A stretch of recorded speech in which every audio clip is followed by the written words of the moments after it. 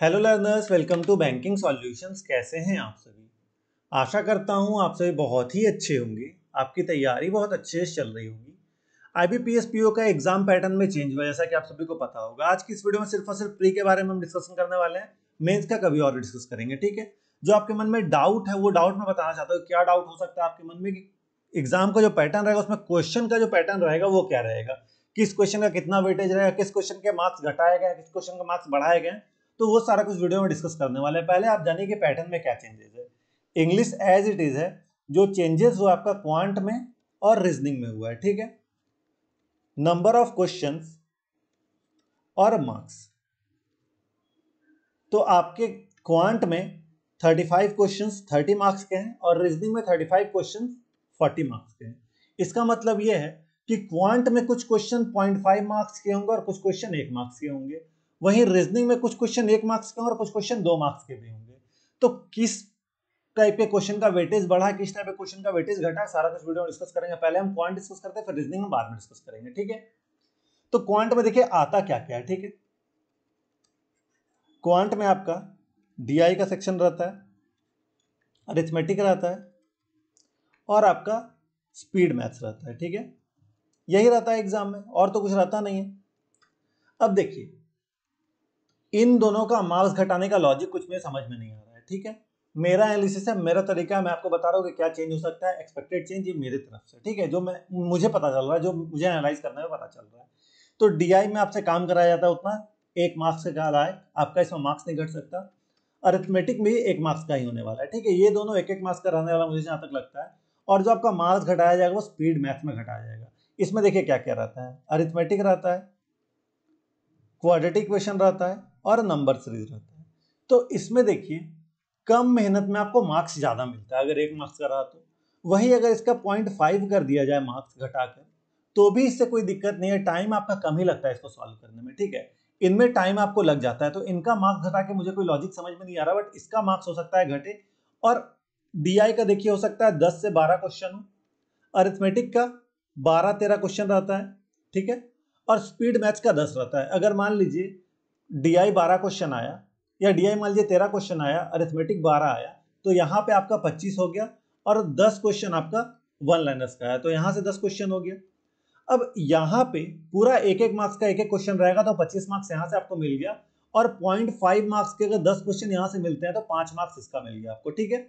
तो टोटल यहाँ पे देखिए 25 और 5 30 मार्क्स पूरे हो जाते हैं। ये मेरा लॉजिक है। आपको क्या लगता है, ऐसा चेंजेस होगा या नहीं, आप कमेंट में बताइएगा। मुझे यही लगता है कि यही चेंजेस होने वाला है, ठीक है।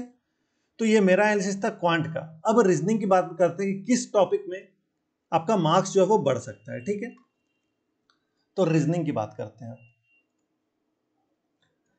रीजनिंग में क्या होता है, तो रीजनिंग में देखिए आपका पजल्स रहता है, पजल्स एंड सिटिंग अरेंजमेंट। इसके साथ साथ बाकी ब्लड रिलेशन और आपका डायरेक्शन डिस्टेंस और कोडिंग डिकोडिंग, ठीक है। और क्या चीजें रहती हैं, तो इसमें आपका और रहता है सिलॉक्स, इनइक्वलिटीज, ठीक है। और क्या रहता है, तो और आपका बाकी मिसलेनियस क्वेश्चन जो सिंगल लाइनर वाला रहता है वो रहता है, ठीक है। अब देखिए सबको पता है, आप जब तैयारी करेंगे जब से तब से सुन रहे होंगे कि पजल और सिटिंग अरेंजमेंट में एक ऐसा पजल या सिटिंग अरेंजमेंट आता है जो आप छोड़ने का होता है, ठीक है। जिसको आपको चूज करना होता है कि इस चीज को हमें छोड़ना है, इस चीज को नहीं करना। वो आपका टाइम टेकिंग होता है, टाइम लेता है वो। तो मुझे जहां तक लगता है ये क्वेश्चन सब आपका 1-1 मार्क्स का ही रहने वाला है एग्जाम में। जो आपका चेंज होगा इसमें होगा, जो एक वो लेंदी पजल रहता है ना, उसका अलग से एक और टैब बना दिया जाएगा और उसका एक क्वेश्चन 2 मार्क्स का रहने वाला। तो वो 10 क्वेश्चन 5 क्वेश्चन 10 मार्क्स का हो सकता है कि हो, ठीक है। तो मेन जो चेंज होगा वो पजल स्टिक अरेंजमेंट में होगा। एक ये चेंज है, हो सकता है ये हो। दूसरा ये कि हो सकता है आपको डीएस या फिर जो जिसके बारे में कोई बात नहीं करता, जो आपको बोलते हैं लोग कि छोड़ कर आइएगा, वो क्रिटिकल रीजनिंग के क्वेश्चन हो सकता है आपको प्री में इंट्रोड्यूस करा दिए जाए, ठीक है।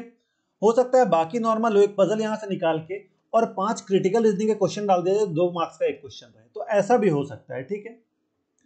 अब देखिए जो 30 क्वेश्चन रहेगा वो आपका 1 मार्क्स का रहने वाला है, तो यहां से आपको 30 नंबर मिल गए। अब बचा आपके पास 5 क्वेश्चन और 10 मार्क्स। तो 5 क्वेश्चन में हर एक क्वेश्चन अगर 2 मार्क्स का होगा तो 10 मार्क्स यहां से आपका निकल जाएगा, ठीक है। तो टोटल 40 मार्क्स हो गया। तो ये पैटर्न मुझे जहां तक समझ में आ रहा है कि इसी पैटर्न में होगा कि आपको या तो एक पजल को 2 मार्क्स का कर दिया जाएगा या फिर क्रिटिकल रीजनिंग या डीएस के क्वेश्चन 2-2 मार्क्स के क्वेश्चन रहेंगे।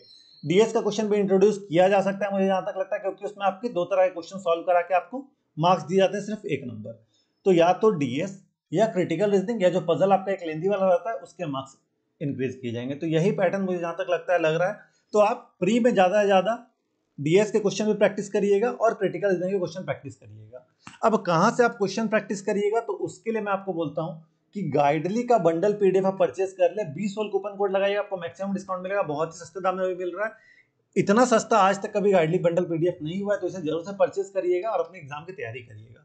और एक और बात की टारगेट अभी जो मैं आपको आईपीएस पीओ का टारगेट देता हूँ वो अभी 1-2 दिन नहीं दूंगा, क्योंकि पैटर्न चेंज है तो थोड़ा तैयारी में भी चेंज करना होगा, थोड़ा बहुत उसमें मुझे चेंज करना होगा, इस हिसाब से मुझे प्रिपेयर करना होगा। तो हो सकता है आज नहीं है, कल से मैं फिर से डालूंगा, तो आज आपका टारगेट नहीं आएगा। यही इन्फॉर्मेशन मुझे आप सभी को देनी थी। अगर आपको वीडियो इन्फॉर्मेटिव लगा तो आप इस वीडियो को लाइक जरूर से करिएगा, अपना ओपिनियन आप कमेंट सेक्शन में दे सकते हैं। इस चैनल को सब्सक्राइब जरूर से कर लिया, टेलीग्राम को अगर आपने ज्वाइन नहीं किया तो टेलीग्राम को ज्वाइन कर लीजिएगा। आपको आपके एग्जाम के लिए all the best. Thank you.